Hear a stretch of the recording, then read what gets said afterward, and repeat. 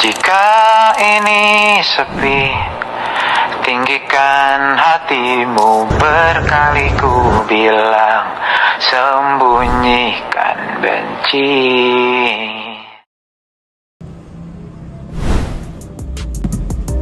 Assalamualaikum warahmatullahi wabarakatuh. Perkenalkan, nama saya Arfian Ardiansyah dengan NIM 24107011221, Prodi Ilmu Hukum Fakultas Hukum Universitas Wahid Hasyim semester 3. Dengan dosen pengampu Bapak Dr. Haji Endar Susilo, Sarjana Hukum Magister Hukum. Pada kesempatan ini, saya akan menyajikan edukasi hukum mengenai doxing. Mohon untuk menonton sampai akhir agar Anda memahami secara lengkap apa itu doxing, bagaimana doxing dipandang dalam hukum Indonesia, dan solusi apa yang harus ditempuh bila tindakan ini terjadi pada kalian.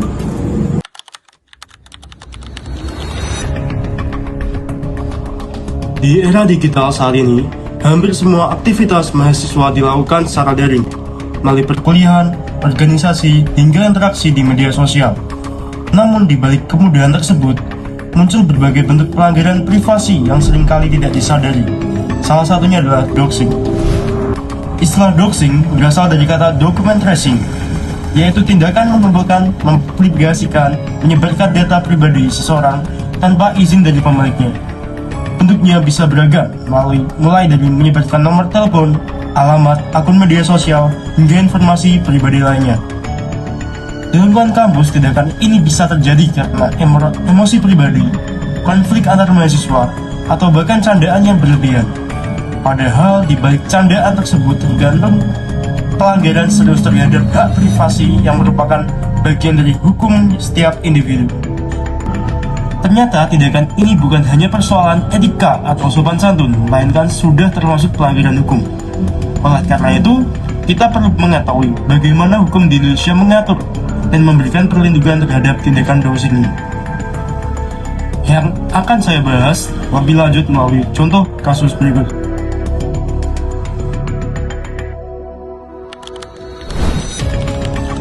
Sebagai contoh, pada tahun 2023, sempat viral kasus seorang mahasiswa yang menyebarkan data pribadi.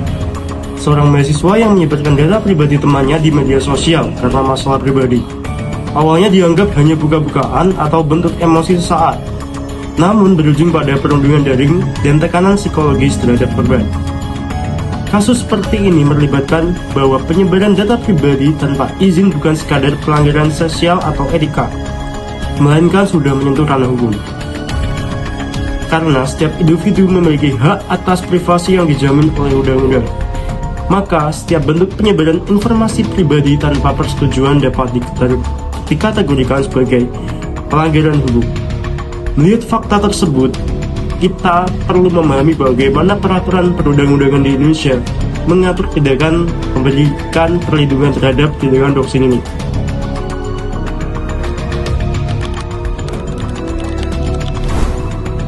Melihat dampak serius dari tindakan doxing, tentu kita perlu memahami bagaimana hukum Indonesia memandang dan mengatur perbuatan ini. Karena meskipun banyak orang menganggap hal sepele di dunia maya, nyatanya doxing telah memiliki dasar hukum yang jelas dan sanksi yang tegas. Ada beberapa peraturan perundang-undangan yang dapat digunakan untuk menjerat pelaku, antara lain 1. Undang-Undang Nomor 27 Tahun 2022 tentang Perlindungan Data Pribadi atau UU PDP. Pasal 65 ayat 1 menyebutkan bahwa setiap orang dilarang mengungkapkan data pribadi yang bukan miliknya tanpa persetujuan dari pemilik data. Pasal 67 menjelaskan bahwa pelanggaran terhadap ketentuan tersebut dapat dipidana dengan penjara paling lama 4 tahun dan atau paling banyak denda 4 miliar rupiah. Artinya, penyebaran data pribadi tanpa izin bukan sekadar tindakan tidak sopan, melainkan pelanggaran hukum pidana. Yang kedua, Undang-Undang Nomor 11 Tahun 2008 tentang Informasi dan Transaksi Elektronik atau UU ITE, sebagaimana telah diubah dengan UU Nomor 19 Tahun 2016.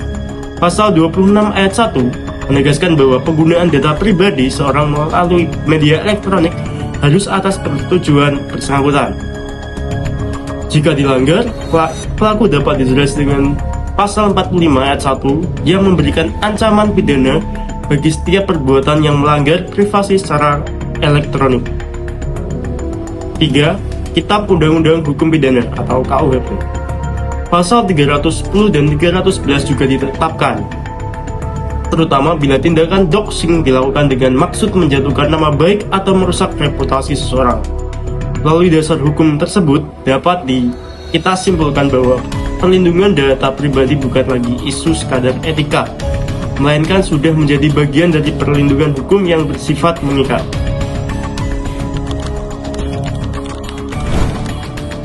Setelah mengetahui dasar hukumnya, penting bagi kita memahami bagaimana cara mencegah dan menanggulangi doxing, terutama di lingkungan kampus. Beberapa langkah yang dapat dilakukan antara lain: 1. Tingkatkan literasi digital hukum. Mahasiswa perlu sadar bahwa data pribadi dilindungi oleh undang-undang dan tidak boleh disebarkan tanpa izin. 2. Jaga etika komunikasi digital.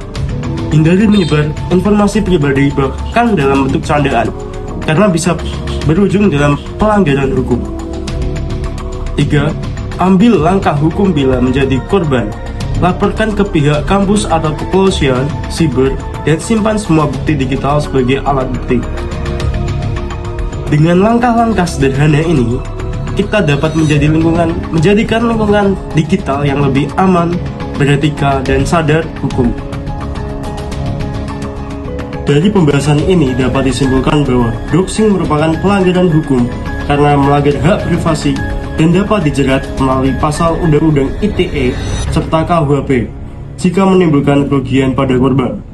Oleh karena itu, penting bagi kita untuk menjaga etika digital dan menghormati data pribadi orang lain. Dengan demikian, video edukasi hukum mengenai doxing di era digital semoga dapat menambah wawasan serta meningkatkan kesadaran hukum di lingkungan, kampus maupun masyarakat.